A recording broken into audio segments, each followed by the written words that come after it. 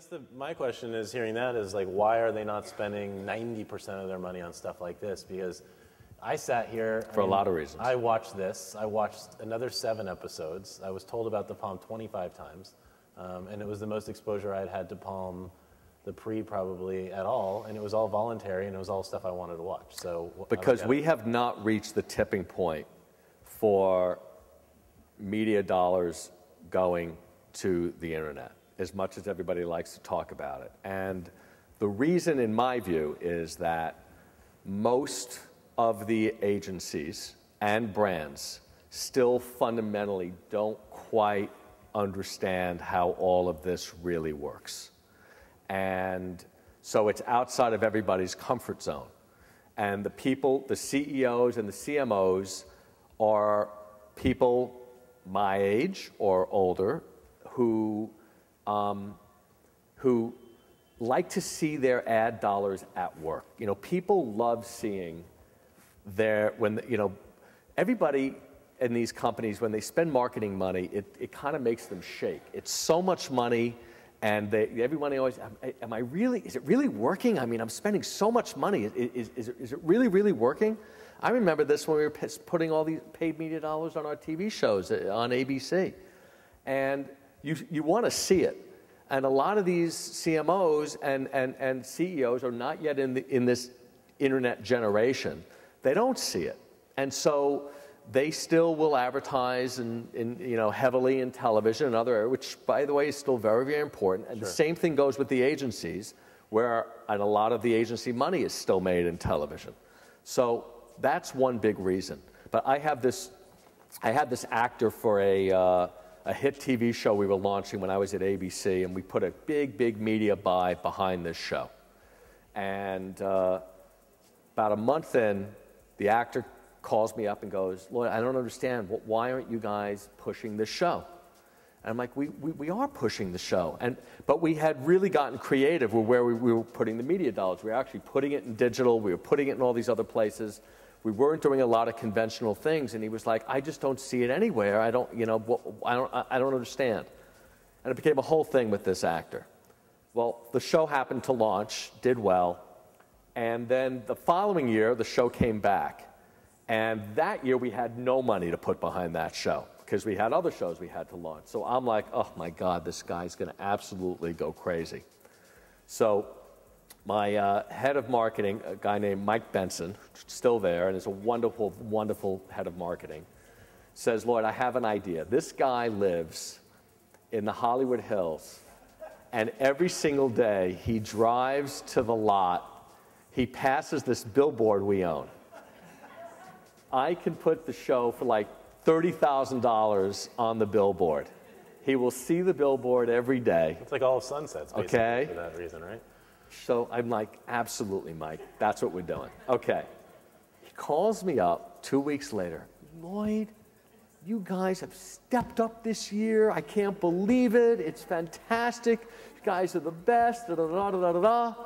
Unbelievable. So you're saying it's like the real estate agent who wants to see their picture in the back of the magazine. Never underestimate. They're not spending because they want to see it themselves. 100%. And by the way, I know I'm right about this. Right. Okay. And so, when's it all going to shift? It's going to shift. It's shifting every year. When's it going to really shift? When all of you, because it's a very young room, become the CMOs and CEOs. That's when it's really going to shift. Because that's just the way of the world. That's where you're going to see the meat. And then there's going to be something new that your kids, another platform that your kids are using, and then you go, huh? What? How does that work? And even though you're intellectually going to understand, yeah, we have to put some money there. Spend some dollars, okay? You're still going to want your stuff on MSN, and you're going to want it on, ABC. I mean, that's just the way it works. Right. That actually makes a lot of sense. Tell me, so you have this kind of Hollywood background. You're bringing some Hollywood to the internet, I'd say. I hope that's fair to say. Right. What's the good stuff that of Hollywood? I would agree with. What? You don't agree with? Well, let's say that. What is the good part of Hollywood that we should bring to the internet? Like, what could the internet benefit from Hollywood, from the skills of people in Hollywood? And I don't mean fast cars and anything like that. I just mean, well, I'd like to be able to get a decent turkey storytelling. sandwich when I'm at Microsoft. What? No. What are the good things that Hollywood should bring? What are the skills that Hollywood has that we should see more of on the internet? Well, I think content is unique. I don't think it's like chattel that is sort of like everything else.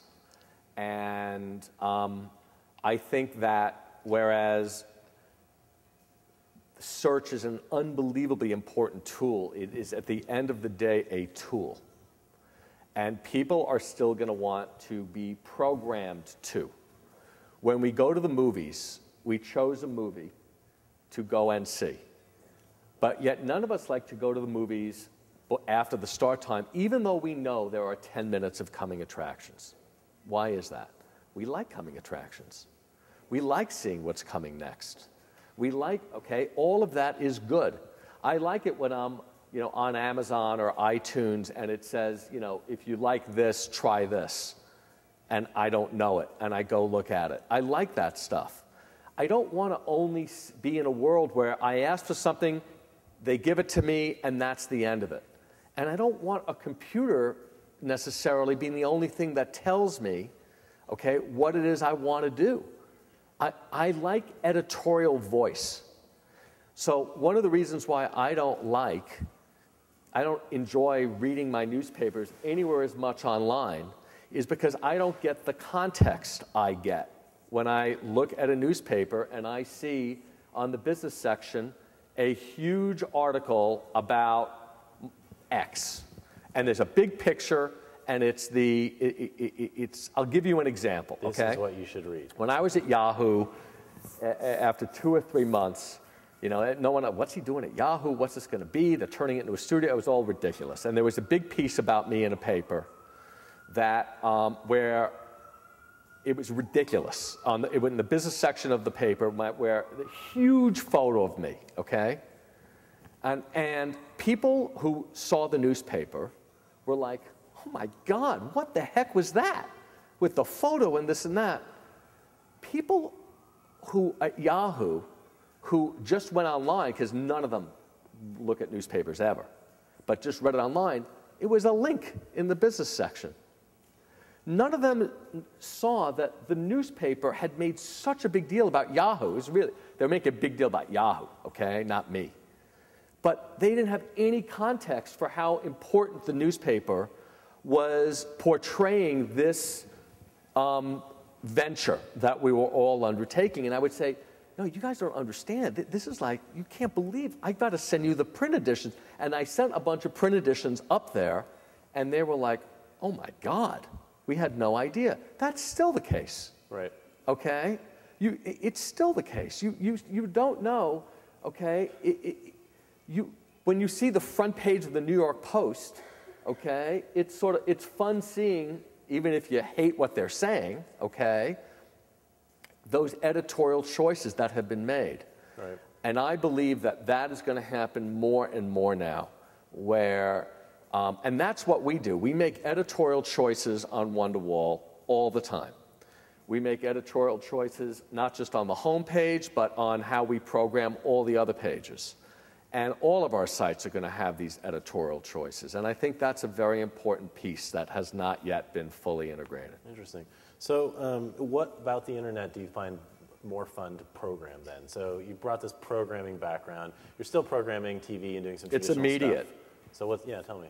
Well, it's completely immediate. I mean, we can change something on Wonderwall on a dime, which we do. Right. Also, is measurement a big part of that? Like, do you see stuff not working? Or sure. Just aren't clicking You can right absolutely away see stuff isn't working, and you get rid of it faster. There isn't a huge investment where there's nothing worse than when you've made 13 episodes of a series and you're DOA after episode 2. Right. I've had that happen plenty. Right. And okay, what do I now do with the 11 episodes?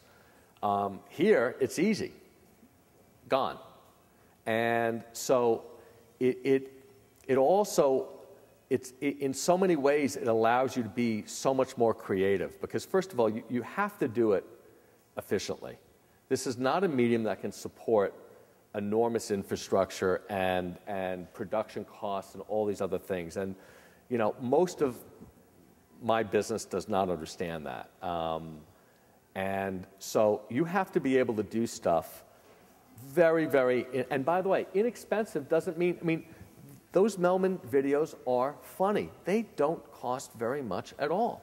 We're going to be putting some video shows on Wonderwall. They're going to be great. They're going to cost very, very little to make. Look at Paranormal Activity. That movie cost $15,000. So it's not about how much you spend, although I also think it's very important to have high quality and good production values. Those Melman videos have great production values. Yeah, they're very they're good. still really, really efficient.